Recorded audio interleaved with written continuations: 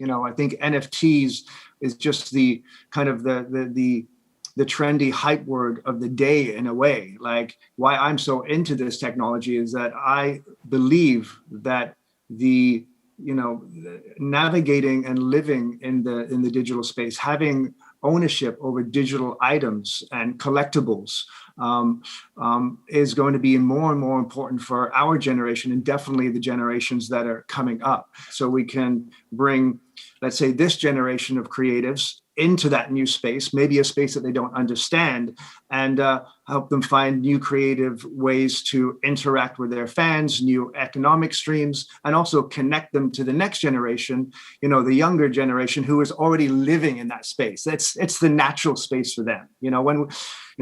I talk to my friends about this, my age, and they're like, what do you mean? Why would you want to own something that's digital? I want the real thing. But what we have to remember is a digital item is as real as a piece of, something that we hold in our hands in reality to the younger generation and to more and more people on this planet. Yeah. I believe that there will be more money spent on digital goods in the future than physical goods.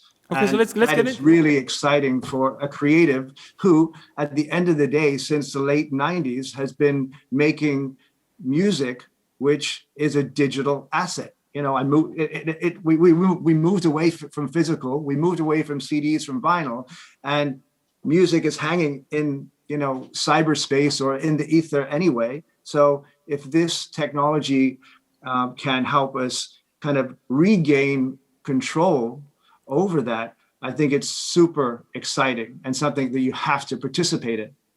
I'm really interested in what your exchange of thoughts is on this topic. The two of you, I think you haven't spoken to each other in a while, and I'm like a newbie, and I'm linking it to like the conversation we had earlier in the show, and what we're discussing now says something to me, about the decentralized economy and how maybe a crisis could lead us to some sort of reset or evolution.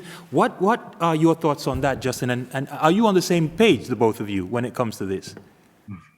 Yeah, I think Richie and I have been talking on text about this stuff for a couple of months now, and we hadn't met prior. I'm obviously a huge fan of Richie's music, and so it was really cool that we started discussing just the potential of this technology to really disrupt everything we know about music. And this idea of the decentralized economy is really exciting. What Richie was talking about specifically, how digital assets will engage with a completely digital world. And for those of you who are listening, I would encourage you to experiment with digital worlds in virtual reality. It's quite incredible. You can actually own land in virtual reality, create your own art galleries. You could create your own digital experiences. And in order to do that, you kind of need to own the assets that are involved in those digital experiences. So if you guys haven't tried, messing around with VR digital worlds, something kind of clicks when you go into a virtual art museum and you see the art that someone else owns, and it kind of all of a sudden makes sense. So I highly encourage for anybody who's like excited to explore this stuff in the same way, Richie's new company is going to explore specific applications in gaming and in virtual worlds. Definitely check it out, because it might change your perspective if you're a little bit doubtful. But where I see this going, in more specifically answering your question with regard to the decentralized economy, is I actually believe NFTs will give artists the ability to give fans revenue share in their actual music rights. And that's something that's a little bit complicated to execute today.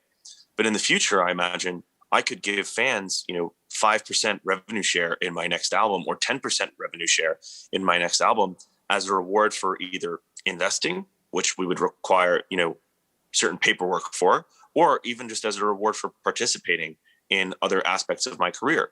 So if you have purchased a ticket to come on tour, I could easily give you fractional ownership in the album that I'm touring off of. And that's where things get really interesting, because it kind of reverses the roles of, or I should say, changes the relationship between record label artist and fan. And it kind of gives fans a little bit more ownership of the music that they listen to every day.